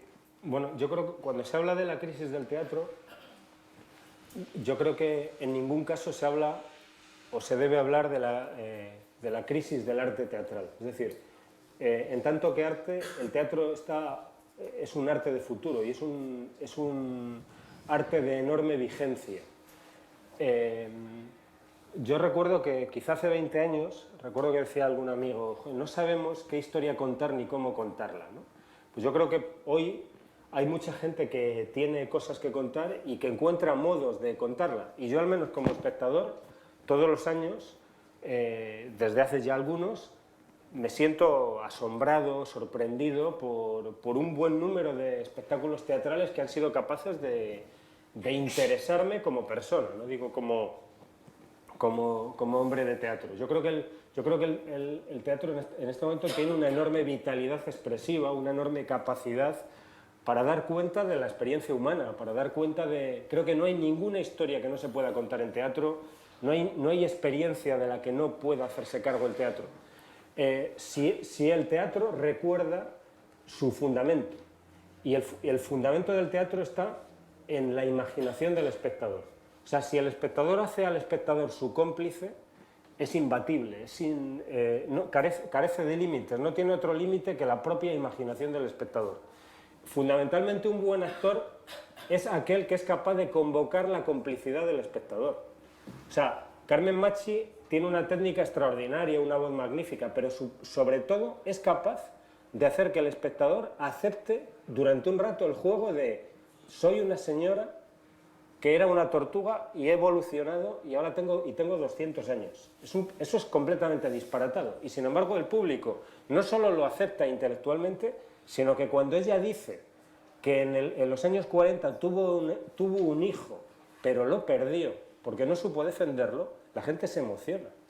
La gente se lo ha tragado entero, ¿no? Y esa es la grandeza del actor, ser capaz de provocar esa complicidad. Es obvio que en teatro no podemos utilizar los recursos expresivos de George Lucas y de Steven Spielberg, pero si pedimos al espectador que imagine París a mi espalda, cada espectador pondrá París, ¿no? Cada espectador pondrá su Torre Eiffel, su Arco del Triunfo o aquella calle en la que se enamoró o en la que perdió a su pareja, ¿no? Y eso será mucho más poderoso que todo lo que se le pueda ofrecer técnicamente en escena. En este sentido yo soy absolutamente optimista en cuanto al teatro como arte, como lugar donde podamos contar historias complejas, fascinantes, emocionantes. Luego sucede que hay sociedades donde por unas razones o por otras el teatro tiene una mejor salud que la nuestra. No debemos ser tampoco demasiado pesimistas, es decir, el teatro español no está en primera división, pero tampoco está en tercera, ¿no? O sea, yo creo que no podemos compararnos a esas sociedades, como he mencionado algunas, como la Argentina o como las sociedades del Este, ¿no? En las que precisamente ha habido un vínculo tremendo entre la sociedad y el teatro, y tampoco podemos acercarnos a esas sociedades como la francesa, la alemana, la inglesa, donde hay unos enormes recursos y una clase culta, ¿no? Que está apoyando al teatro. En la sociedad española es una sociedad de nuevos ricos, ¿no? De pronto pues nos acercamos somos no sé qué, la 9ª potencia o no sé qué y tal, pero culturalmente, pues, si comparamos las revistas culturales francesas con las españolas, cuánto se vende un ensayo en filosofía en España o cuánto en Inglaterra, etcétera. Del mundo de la filosofía tengo amigos traductores y me dicen, joder, el último libro de Tugendhat, por mencionar un filósofo, hemos vendido 47, ¿no? ¿Sabes? O sea que tenemos la sociedad que tenemos. O sea, entonces, yo creo que como ciudadanos hemos de pedir recursos, ¿no? Y hemos de exigir a las instituciones que estén a la altura de las circunstancias. O sea, por ejemplo, yo preguntaba hoy, cuando me encontraba con estos amigos de la universidad, ¿se puede ver buen teatro en Cádiz todas las semanas? ¿No? ¿Se puede ver espectáculos importantes? Porque hay ciudades del mismo tamaño que Cádiz en que eso en España en que eso ocurre así. Entonces quizá hay cosas que están funcionando en otros lugares mejor y otras que están ocurriendo peor. O sea, yo creo que no debemos cortarnos a la hora de exigir como ciudadanos, no ya como profesionales del teatro, más recursos. Nosotros en Madrid, ¿cómo no nos vamos a escandalizar y no vamos a protestar por el hecho de que se hayan gastado lo que se han gastado en la inauguración del Teatro del Canal, ¿no? Cuando al mismo tiempo se cierra la modesta Sala Ítaca, ¿no? Que con 4 duros la hubieras salvado, ¿no? O sea, cada vez que se cierra una sala, se empobrece cada vez que se cierra una sala teatral o cada vez que deja de funcionar una compañía, se empobrece toda la ciudad. Se empobrece toda la ciudad y se empobrecen incluso ciudadanos que jamás van al teatro. Esa ciudad es menos rica, menos interesante, menos compleja, menos abierta. En este sentido, yo creo que, por supuesto que hay un discurso, ¿no? Ese tipo de discurso contra los titiriteros, ¿no? Es que ya están los pedigüeños pidiendo... Bueno, hay tanto despilfarro por todas partes que el hecho de que se pida que se subvencionen exposiciones como esta que nos rodea, que se gaste más dinero en cultura, es algo en lo que hay que insistir, y hemos de insistir no solo los profesionales, sino sobre todo los ciudadanos, pero por puro egoísmo, por puro interés. Y luego, en lo que a nosotros se refiere, eso a veces se enfrentará con resistencias que deriven precisamente de lo peligroso y de lo incontrolable que pueda ser el teatro. En este sentido, por ejemplo, en España, y me están grabando, es sintomático lo que está ocurriendo en la Comunidad Valenciana, donde, por ejemplo, pues, se están gastando toneladas de euros en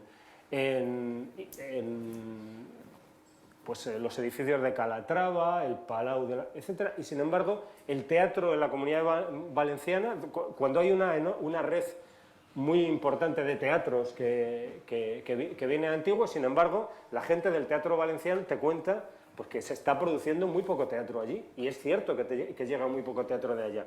Probablemente es porque el teatro, hacer un concierto, por supuesto que yo amo a Mozart y amo a Beethoven, ¿no? Pero probablemente un concierto de Beethoven, ¿no? Pues tiene eso, un carácter políticamente menos comprometido que dejar a una compañía y que cuente lo que le dé la gana, ¿no? Finalmente, las gentes de teatro, lo que debemos hacer es, con los recursos que tenemos, trabajar lo mejor posible. Y en ese sentido no valen excusas. O sea, yo como dramaturgo tengo que obligarme a hacer los mejores textos posibles, tengo que escuchar, tengo que estar atento a las críticas, a los comentarios de los otros.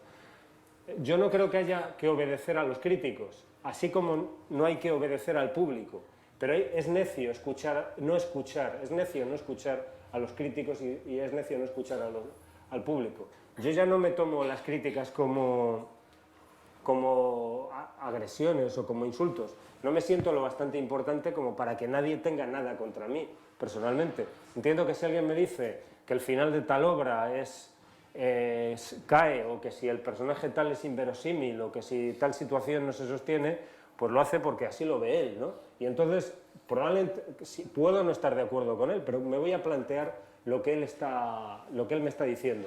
En definitiva, yo creo que yo es así como lo veo, y creo que es así como animo a toda la gente del teatro a trabajar. Creo que no debemos conformarnos, no debemos estabilizarnos, debemos, desde los iluminadores, a indagar en otras formas y no ir a lo ya probado, etc. Y también como espectadores, también tenemos una responsabilidad.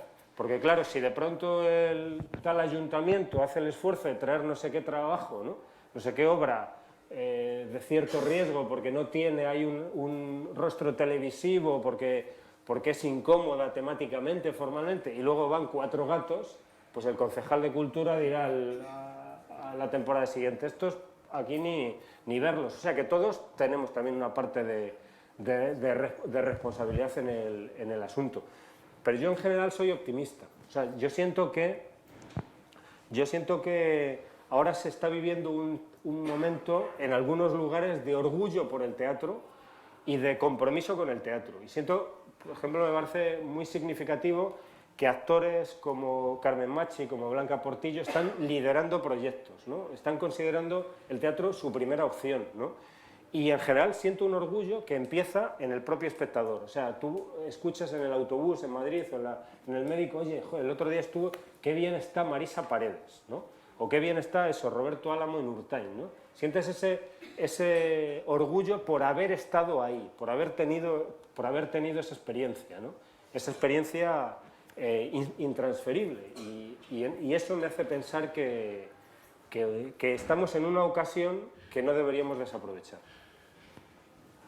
Vamos mal de tiempo, ¿no? Vamos mal de tiempo. A Juan, ¿cómo pasaste de la matemática y la filosofía al teatro? Aunque el teatro realmente es matemática y filosofía. Pero, ¿qué cosa fue la que te hizo dar el salto?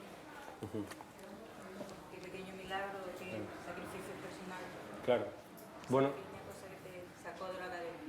Sí. Bueno, yo antes que gente de teatro, yo fui escritor, ¿no?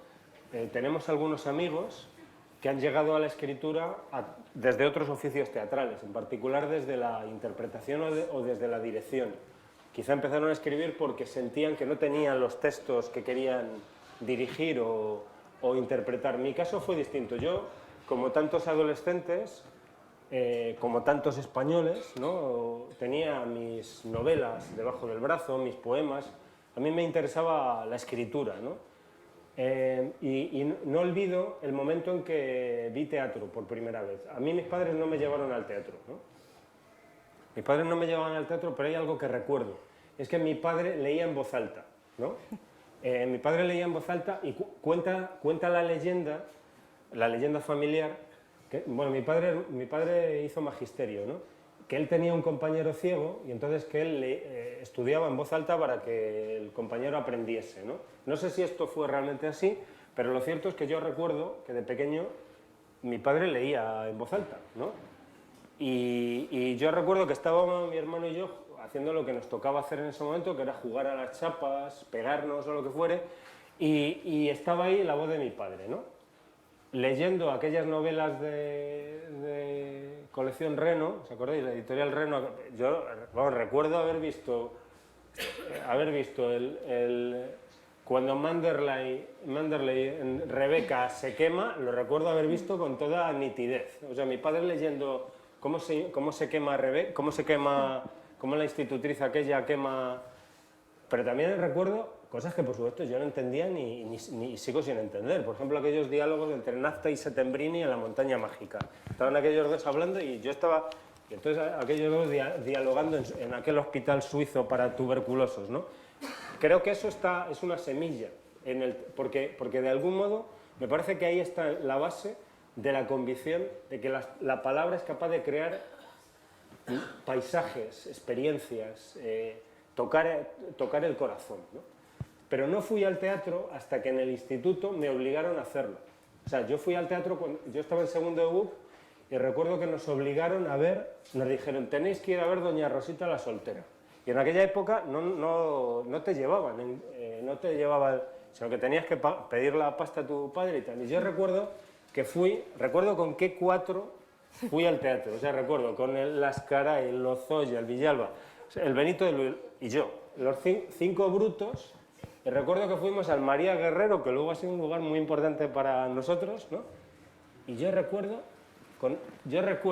ver Doña Rosita la Soltera y recuerdo dos sensaciones con completa nitidez. Una es aburrimiento, me aburrí, ¿no?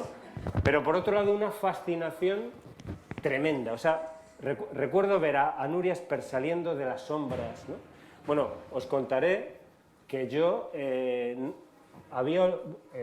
tenía en la cabeza aquel montaje y sucede que hace un año pone en París dirige en París una obra mía, Himmelbeck, un director argentino que vive en Francia, que se llama Jorge Labelli, y entonces de pronto, mirando su currículum, veo que él dirigió aquel montaje que yo vi. Es decir, 20 años después nos hemos encontrado. O sea, era aquella época en que tú no veías, por supuesto no veías quién era el iluminador del espectáculo, ¿no? Pero tampoco el director, que tú te fijabas en los actores y tal, ¿no? Y yo recuerdo aquello. Y entonces yo me fui aficionando al teatro, o sea, como espectador, ¿no? Y me fui dando cuenta de que el teatro es un lugar privilegiado para un escritor. Y lo es, y lo he dicho alguna vez, precisamente porque el texto sabe cosas que el autor desconoce. O sea, el autor es un tipo muy limitado, que tiene una experiencia muy limitada, vive en una calle de Madrid, tiene una vida corta, ¿no? Pero el texto puede ser más rico que él.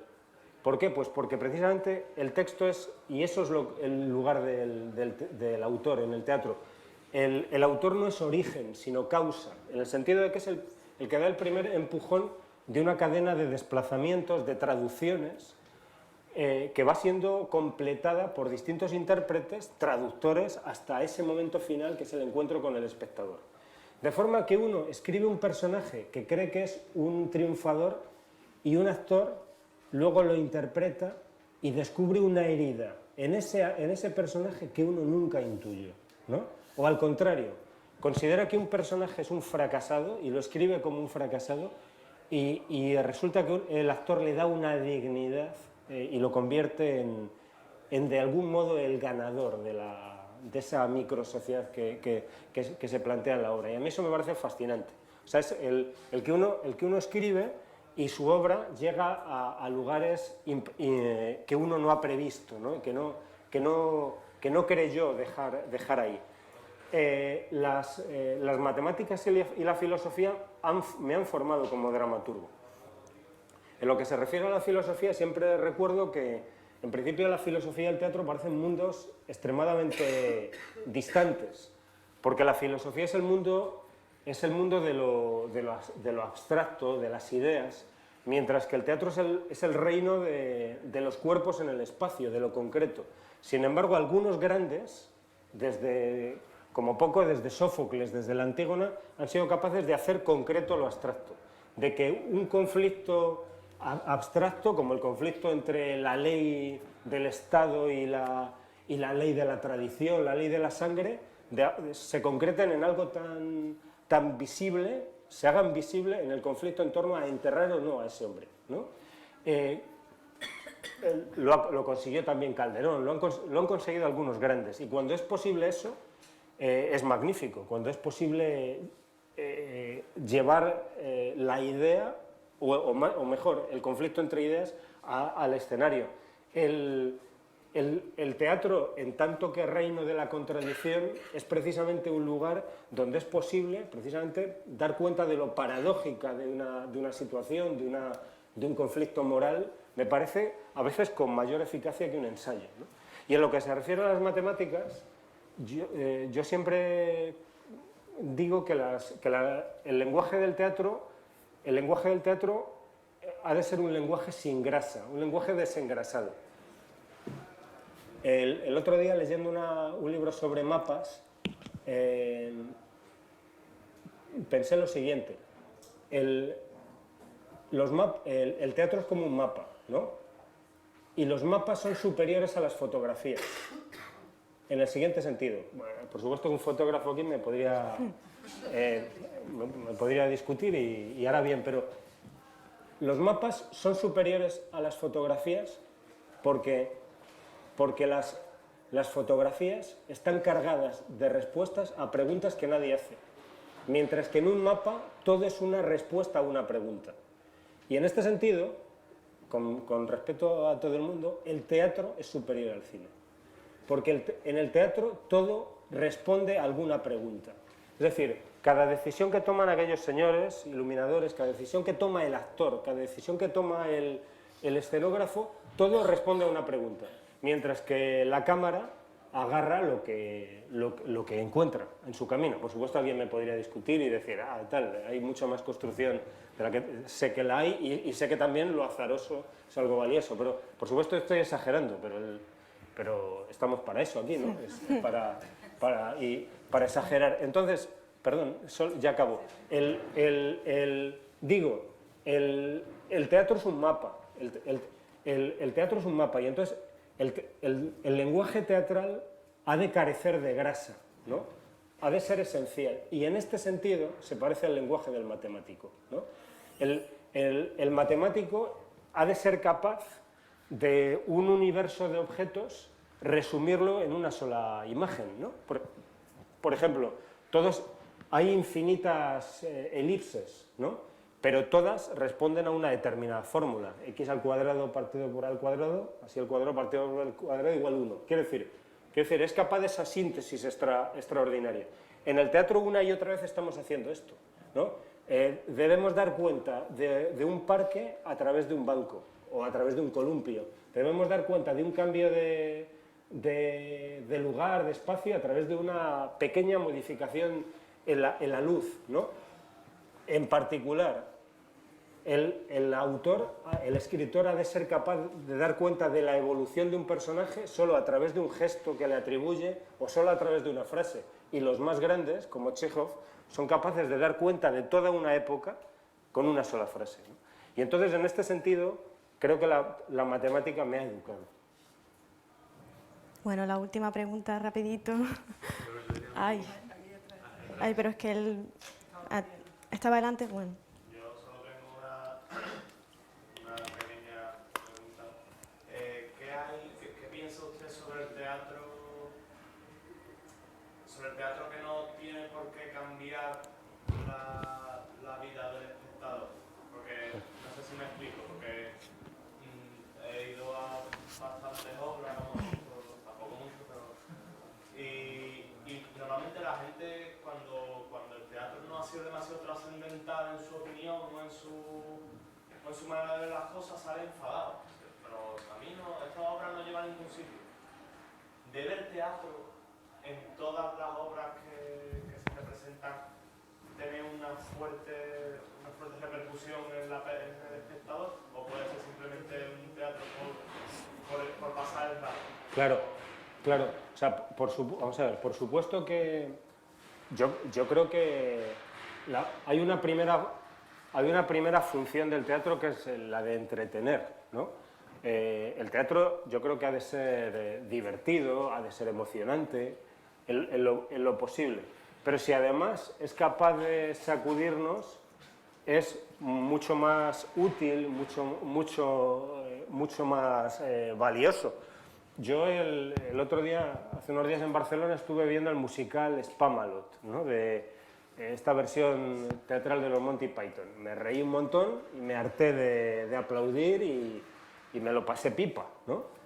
Pero claro, cuando veo Rey Lear, y no estoy hablando del montaje en que yo participé, pues cuando siento que me entretengo, me divierto, pero además eso me pega un puñetazo, me hace pensar en mí como hijo, me hace pensar en mí como padre, ¿no? Y no estoy hablando de un ejercicio intelectual complejo, es que estoy viendo a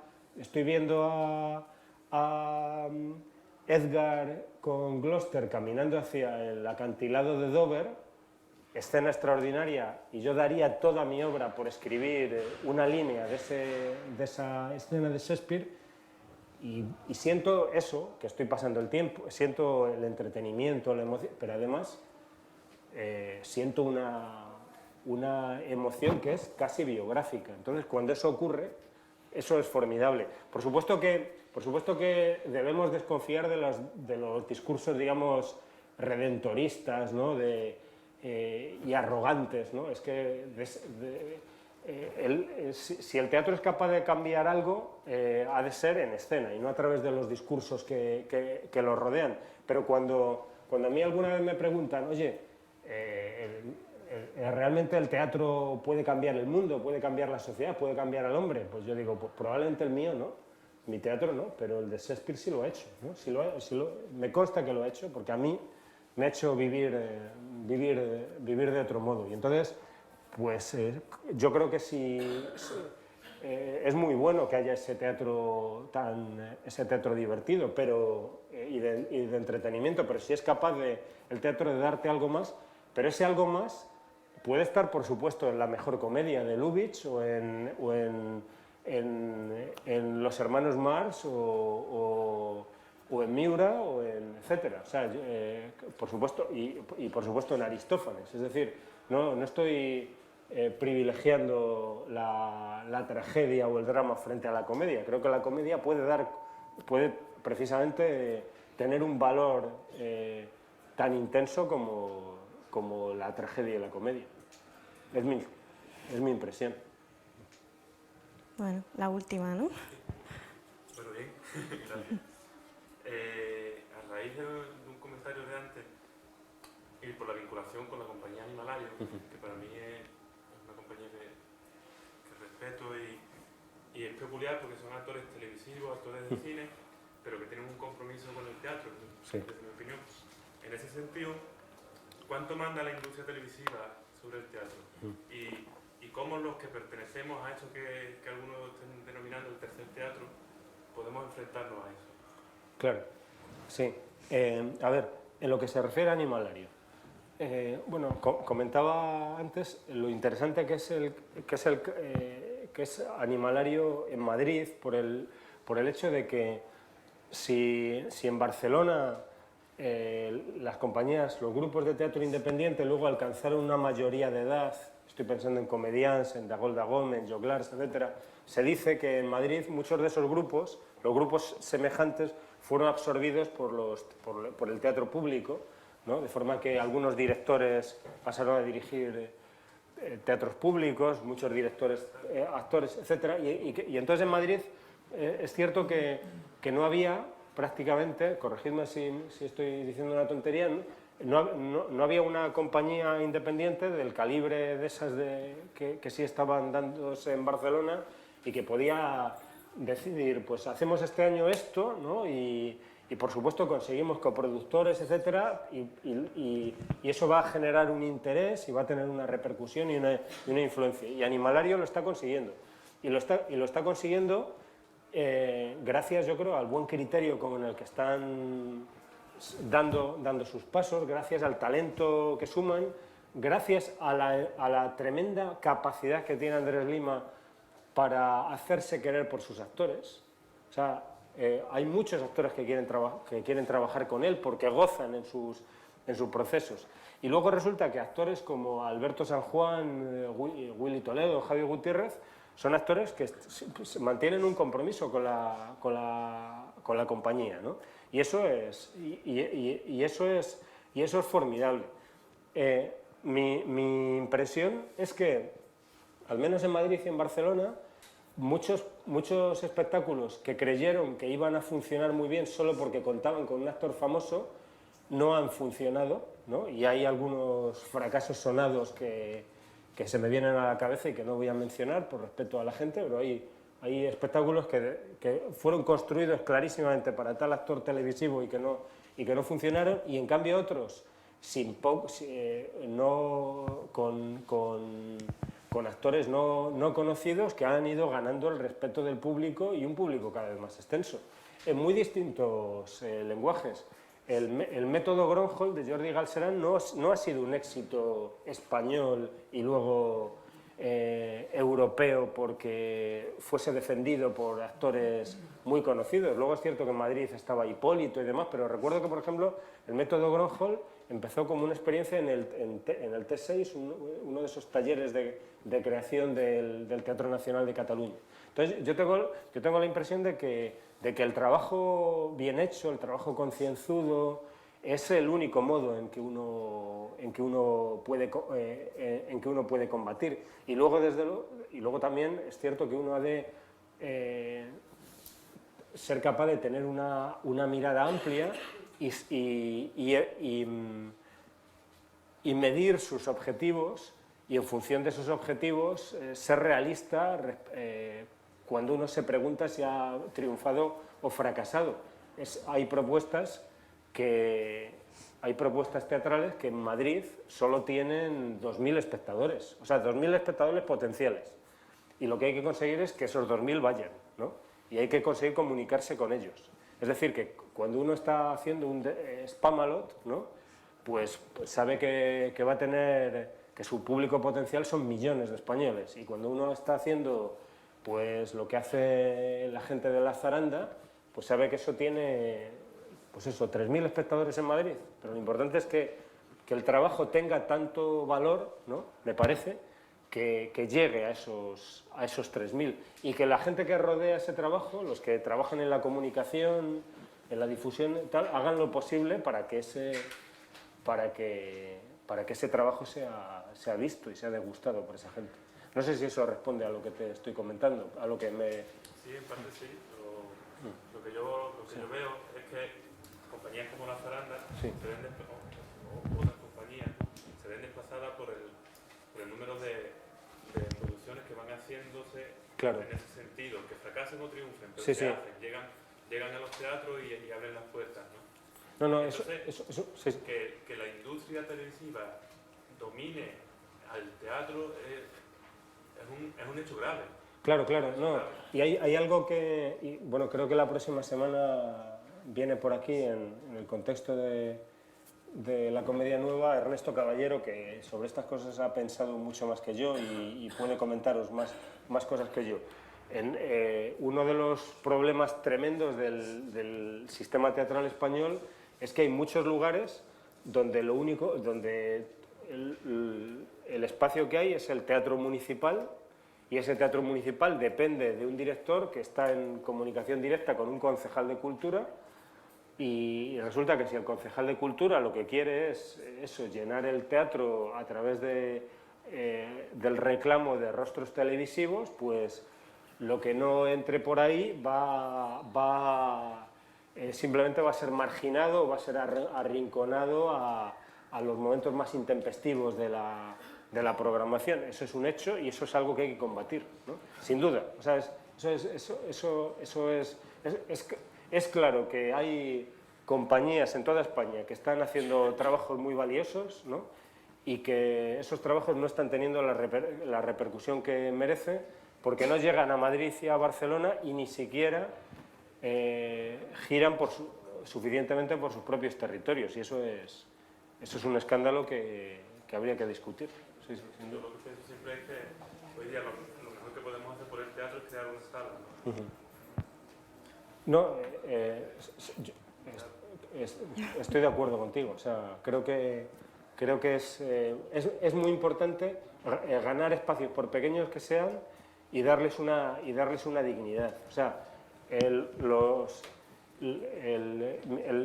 último espectáculo que yo he estrenado es El Gordo y el Flaco en la Cuarta Pared, y Cartas de amor a Stalin, que estuvo hace 9 años en María Guerrero, ahora se va a hacer en la Sala Pradillo, que es una sala alternativa todavía más modesta. O sea, yo creo que aquel teatro que abras al espectador ha de estar lleno de dignidad, de calidad, de valor, de modo que el espectador, yo creo que el teatro no puede reproducir el ruido del mundo, ha de ser capaz de estar a la escucha del mundo y construir una experiencia poética, ¿no?, para el espectador.